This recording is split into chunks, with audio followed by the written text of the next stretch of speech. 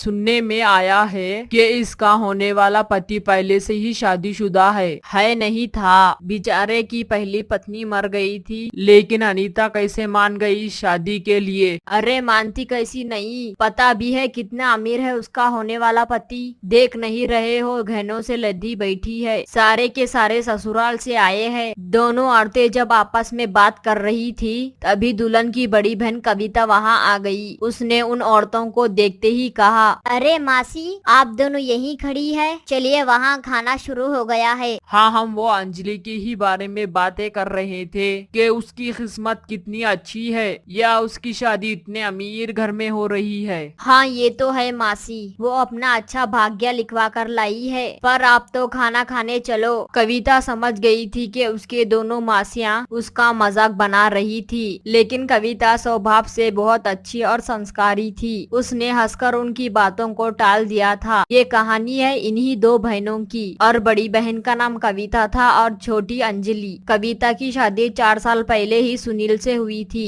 सुनील शहर में पराठे का ठेला लगाता था, जबकि अंजलि का होने वाला पति मोहन एक बड़ी फैक्ट्री का मालिक था। अंजलि की शादी बड़े धूमधाम से हुई और फिर वो अपने ससुराल चले गई। फिर 1 महीना होने के बाद अंजलि अपने मायके वापस लौटी। और बता अंजलि, तुझे कोई दिक्कत तो नहीं है ना वहाँ? दिक्कत? ओए माँ, मुझे वहाँ करना ही क्या होता है, हर काम करने के लिए तो नौकर है। मैं तो बस सजी समरी घूमते रहती हूँ। बड़ा सा घर, महंगी कार, गहने, अच्छे कपड़े, क्या नहीं है मेरे पास। अरे वाह, फिर तो मैं कभी अगर तेरे ससुराल आई तो अच्छी खातिरदारी होगी मेरी। अरे कैसी बात कर दी मम्मी, एक बार आओ तो सही, तब आपको पता चलेगा कि जन्नत किसे कहते हैं। अच्छा, फिर तो आना ही पड़ेगा। कविता गांव आई है ये बात सुनकर अगले दिन अंजलि भी शहर से गांव उससे मिलने आ गई। अपनी बड़ी बहन कविता के सामने भी अंजलि सारा दिन अपने ससुराल वालों के पैसे और उनके रसों के गुणगान गाती रही। कविता को बार बार लग रहा था कि वो उसे चढ़ा रही है,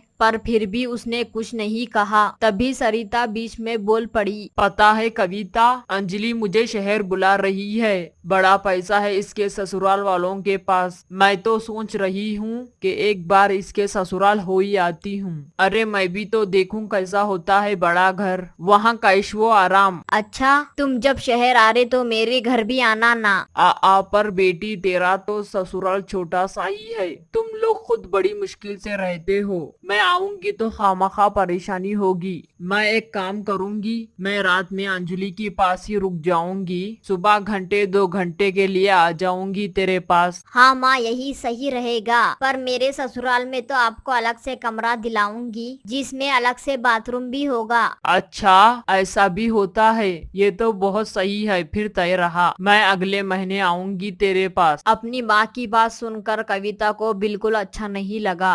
वो अंजलि के घर जाने को तैयार थी, लेकिन उसके घर आने को तैयार नहीं थी। लेकिन इसे अपनी किस्मत मानकर कविता चुप रह गई। 2 दिन रुकने के बाद अंजलि अपने ससुराल चले गई और कविता भी। उधर सरिता अगले महीने का बेसब्री से इंतजार करने लगी। उससे पहले के सरिता अंजलि के घर जाती, अचानक एक दिन सरिता छत से गिर पड़ी, जिससे उसके सर में बहुत गहरी चोट आई और खून बहने लगा। सरिता के पड़ोसी ने पहले अंजलि और कविता को फोन किया। आधा घंटे बाद कविता अपने पति के साथ अपने मायके पहुंच गई। उन दोनों ने फौरन सरिता को कार में बिठाया और शहर के हॉस्पिटल ले गए। तभी अंजलि ने कविता को फोन किया। हेलो दीदी, कहाँ हो आप? अंजलि, मैं मम्मी को लेकर सिटी हॉस्पिटल आ गई हूँ, उन्हें बहुत चोट लगी है। हाँ मैं आ रही हूँ दीदी, बस थोड़ी देर में। थोड़ी देर में अंजलि भी वहाँ हॉस्पिटल में पहुँच गई। उधर हॉस्पिटल के डॉक्टर ने कविता और अंजलि को बताया कि उनकी माँ की जान खतरे में है और ऑपरेशन के लिए 10 लाख रुपए लगेंगे। ये बात कहते ही दोनों बहनों के गले सूख गए। तभी अंजलि ने कहा, घबराने की जरूरत नहीं है डॉक्टर साहब, आप ऑपरेशन शुरू करो, मैं बस 15 मिनट में पैसे लेकर आती हूँ। अंजलि की बात सुनकर कविता को बहुत राहत मिली, क्योंकि उसके पास तो उतने पैसे नहीं थे। लेकिन 1 घंटा बीत जाने के बाद भी ना तो पैसे आए ना तो अंजलि। कविता को कुछ समझ नहीं आ रहा था। उधर डॉक्टर बार बार पैसों की मांग कर रहे थे। रोते हुए कविता को उसके पति ने सहारा दिया और फिर 2 घंटे बाद, लीजिए डॉक्टर साहब, हम पैसे ले आए हैं। पूरे 10 लाख रुपए है, बस मेरी माँ को बचा लीजिए। कुछ दिन बाद सरिता का ऑपरेशन पूरा हो गया और अब वो खतरे से बाहर थी। डॉक्टर ने उसे आराम करने की सलाह दी। हॉस्पिटल की बिल और घर का खर्चा देखकर सरिता ने अपने घर जाने की जिद की तो कविता ने उसे अपने घर ले आई, जहां वो उसे खूब सेवा करने लगी। ऐसे वक्त गुजरा, सरिता की हालत में काफी सुधार आ गया और अब वो चलने फिरने लगी। फिर एक दिन सरिता अपनी दवाई ढूंढ रही थी, पर उसे दवाई तो नहीं मिली, पर उसे एक लेटर मिला। उसे पढ़कर सरिता को पता चला कि उसके ऑपरेशन के लिए कविता के ससुराल वालों ने अपना घर रहन रखकर लोन लिया था, पर वो हर महीने लोन की किस्त चुका रहे थे। रोते हुए सरिता उस कागज को अपने हाथ में लेकर कविता के पास गई। ये क्या है पगली, मकान बार बार नहीं मिला करते हैं। तो क्या हुआ, माँ भी तो बस एक बार ही मिलती है ना। सरिता की आंखों में आंसू थे। वो माफी चाहती है। सरिता के ठीक होने से वहां मौजूद सभी लोगों के आंखों में खुशी के आंसू थे, लेकिन अब तक भी अंजलि और उसके अमीर ससुराल वालों का कोई अता पता नहीं था।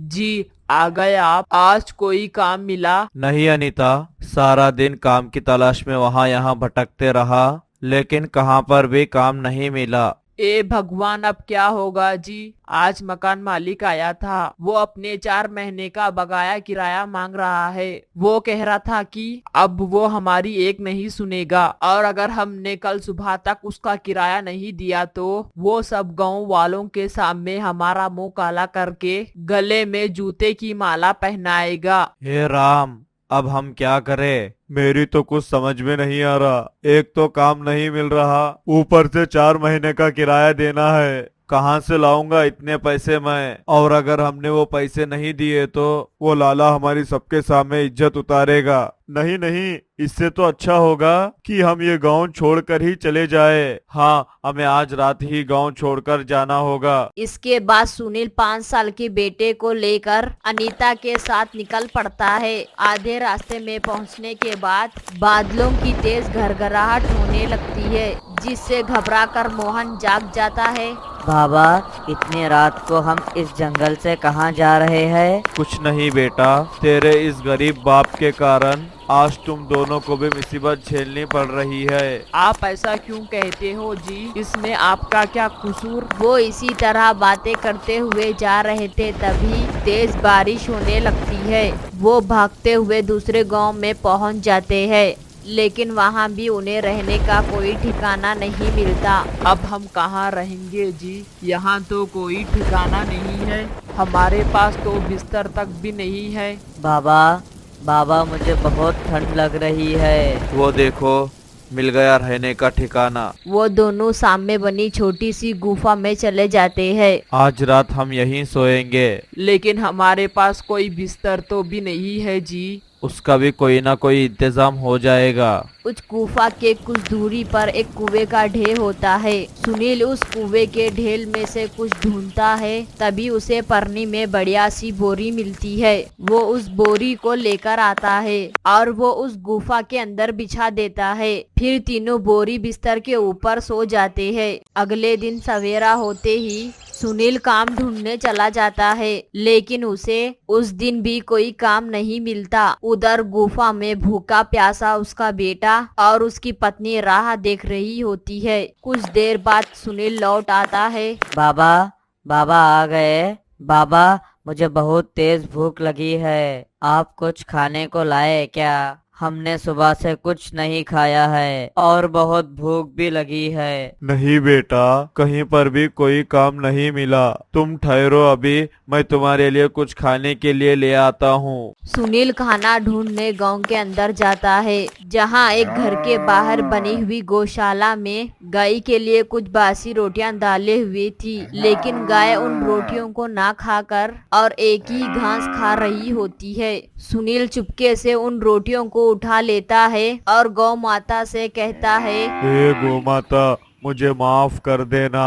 इन रोटियों की हमें बहुत जरूरत है। वो बासी रोटियां लेकर गुफा में आता है और उसके बेटे को खाने को देता है। बाबा ये तो चबा ही नहीं जा रही, बहुत सख्त है। बेटा, बासी होने के कारण सख्त हो गए होंगे। ला, मेरे पास दे, मैं अभी इसे नरम बना देती हूँ। अनीता उन रोटियों को पानी में डुबाकर मोहन को खिलाती है। ऐसे ही दिन गुजर जाता है। रात को वो उस बोरी पर ठिठुरते हुए सो जाते हैं। अगले सुबह जब वो जागते हैं, फिर कुछ खाने की तलाश में वो पास में रखे कूड़ेदान में से खाना ढूंढने लगते हैं। वहाँ खड़े उस गांव की कुछ लोगों की नजर उन लोगों पर पड़ती है। वो उनका बोरी का बिस्तर और कूड़ी में रोटी ढूंढते हुए देखते हैं। उन गांव वालों को उन पर दया आ जाती है। वो सब इकट्ठा होकर उनके पास जाते हैं। उन सबको देख सुनील उनसे कहता है, माफी मांगते हैं, हम अचानक से बिना बताए इस गांव में आ गए हैं। दरअसल हमारे ऊपर इतनी दिक्कतें आ गई थी कि हमें अचानक से यहीं आना ही पड़ा। हमें माफ कर दीजिए, लेकिन हमारे पास कोई रास्ता नहीं बचा था। घबराओ नहीं, हम यहाँ तुम्हारी मदद के लिए आए हैं। आप सब हमारे साथ आइए, हम आपको खाना देंगे। उसके बाद गांव वाले उनको अपने घर ले जाते हैं। फिर सब मिलकर उनके रहने के लिए एक झोपड़ी बनाते हैं। साथ ही कुछ लोगों ने कंबल, बिस्तर, कुछ खाने पीने और ओढ़ने पहनने के लिए कपड़े देते हैं। आप सबका बहुत बहुत शुक्रिया। जब इस गांव में हम आए थे तो हम सब बहुत डर गए थे, लेकिन आप लोगों ने हमारी मदद करके ये साबित कर दिया कि अभी भी इस दुनिया में इंसानियत बाकी है। सचमुच आप सबका ये एहसान हमें कभी नहीं भूलेंगे। गांव का जमींदार उनसे कहता है, देखिए, मुझे अपने खेतों पे काम करने के लिए मजदूरों की आवश्यकता है। अगर तुम दोनों मियाँ बीवी चाहो तो मेरे खेतों में काम कर सकते हो। ये सुनकर दोनों पति पत्नी बहुत खुश हो जाते हैं। अब वो दोनों जमींदार के खेतों में काम करके अपनी रोजी रोटी चलाने लगते हैं और खुशी खुशी रहने लगते हैं। एक बात की बात है, एक गांव में चुड़ैल रहा करती थी, जो कि अक्सर रात की समय गांव में वहां यहाँ भटका करती थी। जब भी उसे रात के समय कोई इंसान दिखता, वो उसे मार डालती थी। ये करके उसे काफी सुकून मिलता था और उसे ये करके ताकत भी मिलती थी। एक दिन आधी रात में जब चुड़ैल रोज की तरह गाँव में भटक रही थी और तभी उसे गांव के बाहर सुनसान जगह पर बड़ा सा घर दिखाई देता है। वो गेट खोलकर अंदर जाती है तो देखती है कि घर के ठीक सामने एक बगीचा भी था, जहां कुछ फूल लगे हुए थे।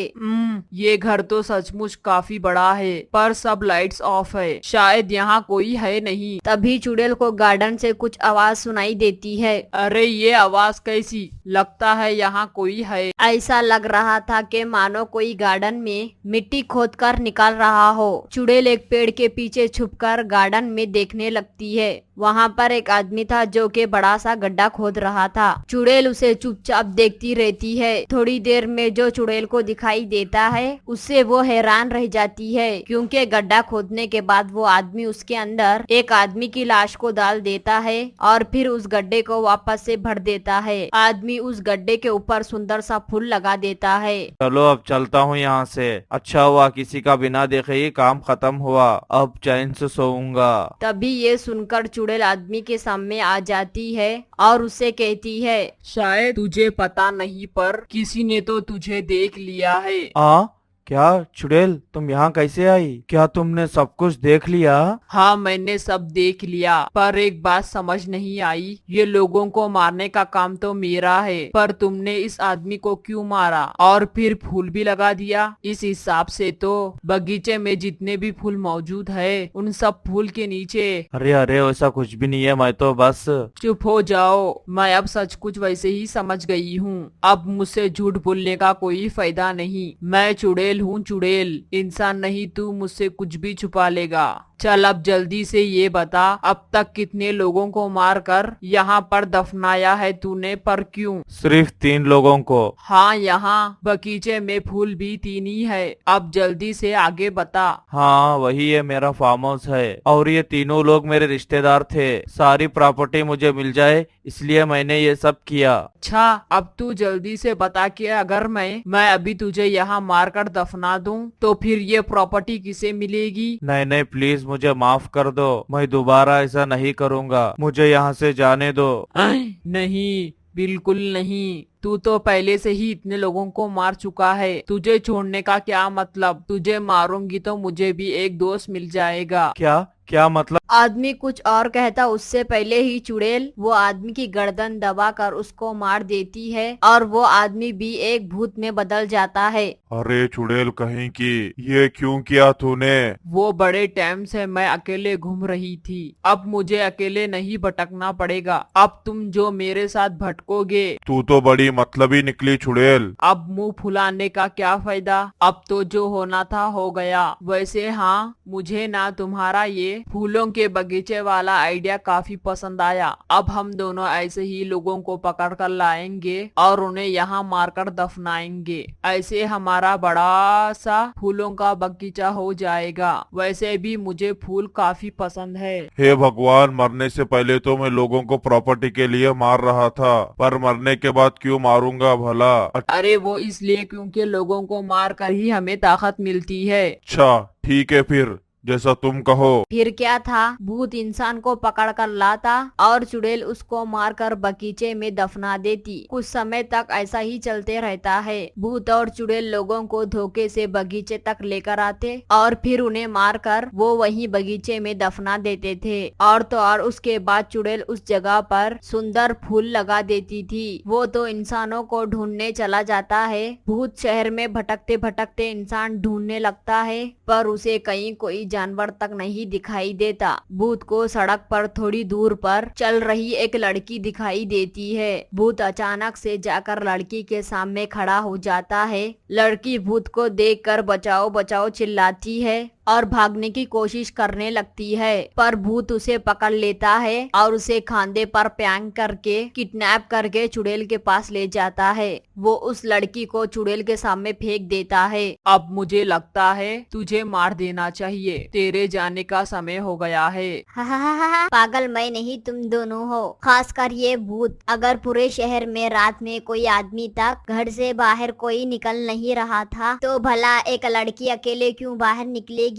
ये नहीं सोचा तुम लोगों ने। क्या मतलब है तुम्हारा? मेरा मतलब ये है कि तुम मुझे यहाँ नहीं लाए हो, बल्कि मैं खुद अपनी मर्जी से यहाँ आई हूँ और मैं कोई आम लड़की नहीं हूँ। मैंने तांत्रिकों से भूतों को पकड़कर खत्म करने की खास ट्रेनिंग ली है। अब तुम दोनों मुझसे बचकर कहीं नहीं जा सकते। ये सब तू क्या कह रही है? सब सच कह रही हूँ मैं। इतना कहकर लड़की भभूत निकालती है, उसे भूत और चुड़ैल के ऊपर डाल देती है, जिससे वो दोनों छोटे छोटे हो जाते हैं। लड़की उन दोनों को अपने हाथ से पकड़कर उठा लेती है और उन्हें बॉटल के अंदर डालकर कैद कर देती है। लड़की उस बॉटल को बैग में रखकर अपने साथ ले जाती है और शहर वाले फिर से आजाद होकर घूमने लगते हैं।